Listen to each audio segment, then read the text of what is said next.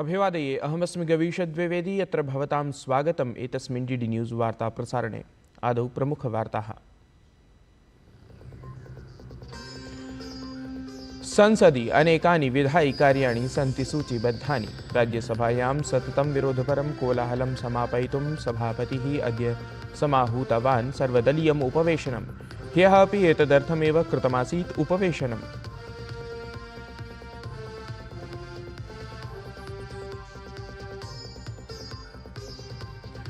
रक्षामंत्री राजनाथ सिंहः अद्य भारत रशिया अन्तःप्राशासनिकायोगस्य उपवेशनस्य कुर्यात्। सः अध्यक्षतां सैन्यबलानां सैन्यप्रविधीनां सहयोगे चर्चयेत् असौ।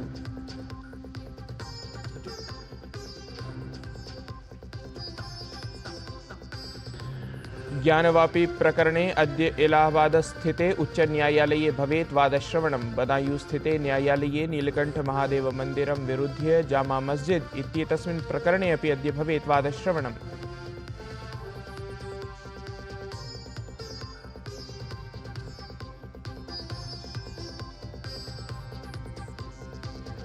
मुम्बै महानगरस्य कुर्ला इत्यत्र अनियन्त्रितलोकयानेन प्रायः 30 जनाः प्रहृतं गताः। 4 जनानां तत्र मृत्युः अभवत्। दुर्घटनायाः अनन्तरं तत्र महता प्रमाणेन जनसम्मर्दः आपन्नः।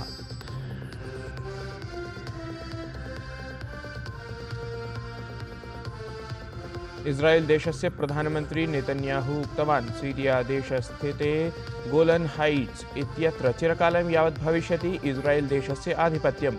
हमास समूहस्य विनाशपरं लक्ष्यं पुनः स्मृतवान् असौ। अथ वार्ताः विस्तरेण।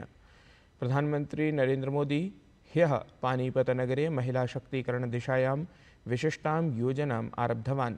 बीमा सखी योजना नाम आगोपसखी योजना इत्येतस्याः अन्तर्गतम् आगामिवर्षत्रये 2 लाख महिलाभ्यः लाभं प्रदातुम् एषा योजना कल्पिता अस्ति।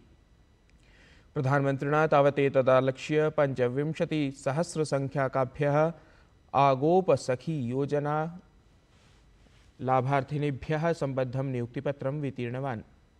18 वर्षतः 70 वर्षवयोमिताः महिलाः आगोपसख्यः भवितुम् अर्हन्ति। वित्तीय साक्षरताम् आगोपपरां च जागरूकतां संवर्धयितुं प्रथमतः वर्षत्रयावधये विशेषप्रशिक्षणम् एतदर्थं प्रदास्यते। ततः आगोपसखी योजनायाः लाभांशं समेत्य वर्षत्रयं यावत् एव ताः वृत्तित्वेन पृथक्तः धनम् अवाप्नुयुः।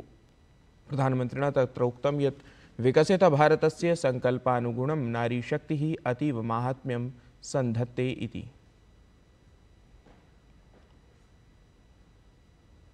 1947 से लेकर आज तक के कालखंड में हर वर्ग हर क्षेत्र की ऊर्जा ने भारत को इस ऊंचाई तक पहुंचाया।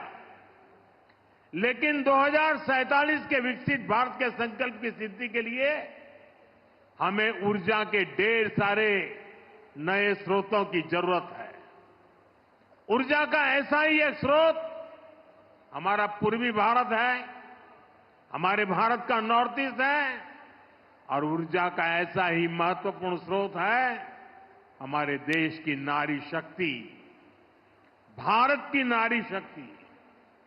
भारत को विकसित बनाने के लिए हमें अतिरिक्त ऊर्जा, ये कोटि कोटि हमारी माताएं बहनें हैं, हमारी नारी शक्ति है, वही हमारी प्रेरणा की स्रोत रहने वाली है। आज जो ये महिला सेल्फ हेल्प ग्रुप है, बीमा सखी है, बैंक सखी है, कृषि सखी है, ये विकसित भारत का बहुत बड़ा आधार स्तंभ बनेगी। उद्यानादि वाणिज्यिकं क्षेत्रं च वर्धयितुं कर्नालनगरे निर्मीयमाणस्य महाराणा प्रताप विश्वविद्यालय इत्येतस्य मुख्यपरिसरस्य आधारशिला अपि प्रधानमन्त्रिणा न्यस्ता। अनुसन्धानकेन्द्रभूतः विश्वविद्यालयः एषः 700 कोटिरूप्यकैः निर्मीयमाणः इति तावत् अवधातव्यम्।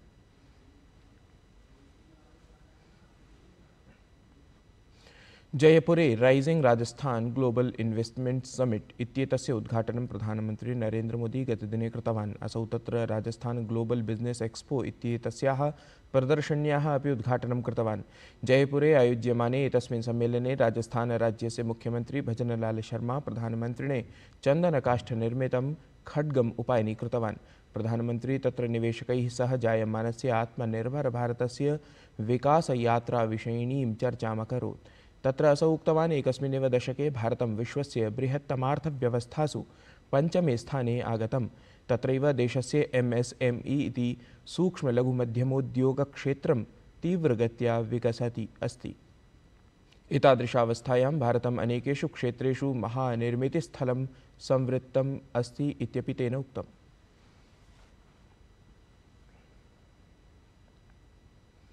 जॉर्ज सोरोस् फाउण्डेशन् इत्येतया संस्थया सह कांग्रेस नेत्र्याः सोनिया गान्धेः सम्बद्धतायाः विषये भाजपा इत्येतत् दलं निरन्तरम् आक्षेपं करोति। संसदीय कार्यमन्त्री किरेन रिजिजुः अवदत् यत् भाजपा इत्येतस्य दलस्य कृते एषः विषयः राजनीतिकः न, अपितु देशस्य सुरक्षया सम्बद्धः अस्ति। संसदि कोलाहलमग्नं कांग्रेसदलं प्रहरता रिजिजू इत्येतेन उक्तं यत् भारतविरोधिबलैः सह सम्बद्धतायाः सन्दर्भे कांग्रेस नेतारः अपि स्वनेतृवृन्दविरुद्धं स्वरम् उत्थापयन्तु इति। लोकसभायां विपक्षनेता राहुल गान्धी अदानी प्रकरणमादाय संसदीय परिसरे विपक्षिसांसदैः विहिते विरोधप्रदर्शने सम्मिलितः अभवत्। परन्तु एतस्मिन् विरोधप्रदर्शने TMC SP इत्येतयोः दलयोः सांसदाः भागं न गृहीतवन्तः।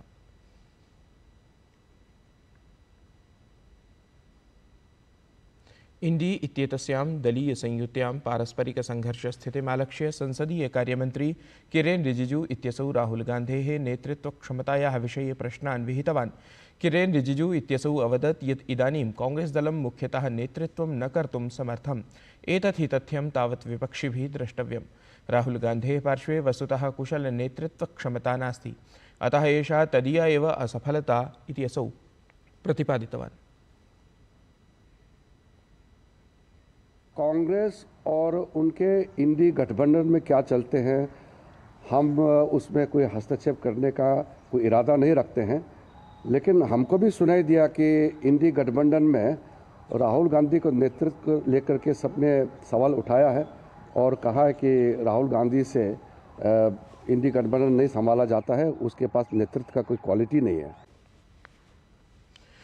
वाराणस्याः ज्ञानवापी परिसरमालक्ष्य अद्य इलाहाबादोच्चन्यायालये वादश्रवणं जायेत। इतः पूर्वं सम्बद्धं वादश्रवणं डिसेम्बर् मासस्य 10 दिनाङ्कं यावत् स्थगितमासीत्। यद्यपि मुस्लिम समुदायः ज्ञानवापी परिसरस्य सर्वेक्षणमाश्रित्य विरोधं करोति।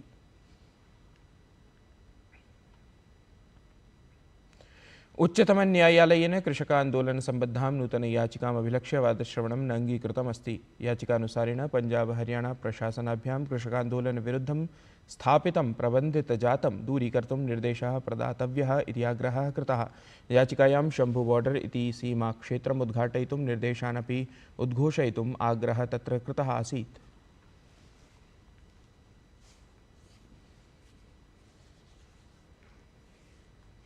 बांग्लादेशे हिंदू समुदायमालक्ष्य प्रवर्तमाने हिंसाचरणकाले विदेश सचिवः विक्रम मिसरी इत्येषः बांग्लादेश राजधानीं ढाका इत्यत्र गतवान्।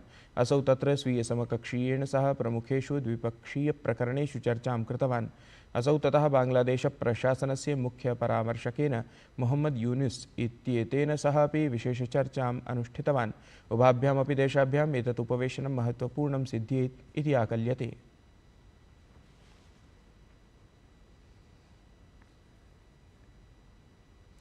सीरिया देशस्य संकटस्थितौ भारतदेशेन स्वीयं कथ्यं प्रकाशितं। भारतेन तत्र शान्तिपूर्णा सीरिया नेतृत्वपरा समावेशि राजनीतिकप्रक्रिया सबलं पुरस्कृता। एतस्याः प्रक्रियायाः अन्तर्गतं सीरियावर्तिनः समाजस्य सर्ववर्गाणां हितानाम् आकाङ्क्षाणां च सम्माननं कर्तुं बलं प्रदत्तम्। विदेशमन्त्रालयेन कथितं यत् भारतदेशः सीरियादेशस्थितिं सततं निरीक्षति। सीरियादेशे एकतां, सम्प्रभुताम् अथ क्षेत्रीयाखण्डतां च संरक्षितुं सर्वपक्षाणां कार्याणि कर्तुम् आवश्यकता अपि अनेन उल्लिखिता।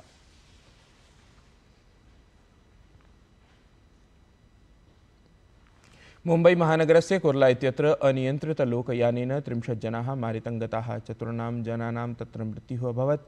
दुर्घटनायाः अनन्तरं तत्र महता प्रमाणेन जनसम्मर्दः आपन्नः। व्रणितानां तत्र चिकित्सा जायमाना अस्ति। तावत् लोकयानस्य चालकः आरक्षिबलेन निगडितः अस्ति।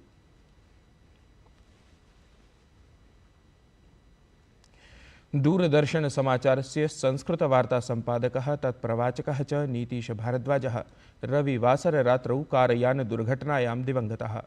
कारयानदुर्घटना एषा उज्जैनजनपदस्य कायथा ग्रामस्य पार्श्वे अभवत्। नीतीश भारद्वाजः सपरिवारं विवाहसमारोहे सहभागितां कर्तुं नागदा रेलस्थानकात् मक्सी क्षेत्रं प्रति कारयानेन गच्छति स्म। वेगवतः यानस्य अनियन्त्रितस्थित्यां वृक्षेण सह जाते प्रबले संघट्टे सति नीतीश भारद्वाजः तदीयः च सम्बन्धिभ्राता दुर्घटनास्थले एव दिवङ्गतौ। अथ तदीया पत्नी वागीशा तदीयः श्यालः च तत्रत्ये चिकित्सालये एव जीवनमरणप्रश्ने दोलायमानौ स्तः इत्यपि पीडाकारी वार्ता। तावत् नीतीश भारद्वाजस्य अन्त्येष्टिसंस्कारः गाजियाबाद नगरे अद्य सूर्यास्ततः पूर्वं भवेत्। अल्पीयसि एव वयसि असौ मेधावी मनस्वी संस्कृतजगतः च उदीयमानः तारकः इहलोकं पर्यत्यजत्।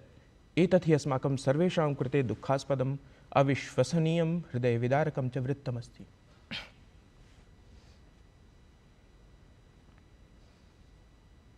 एतत् वार्तासंस्करणम् अधुना सम्पद्यते। अभिनवाभिः वार्ताभिः सह पुनः उपस्थास्यामः।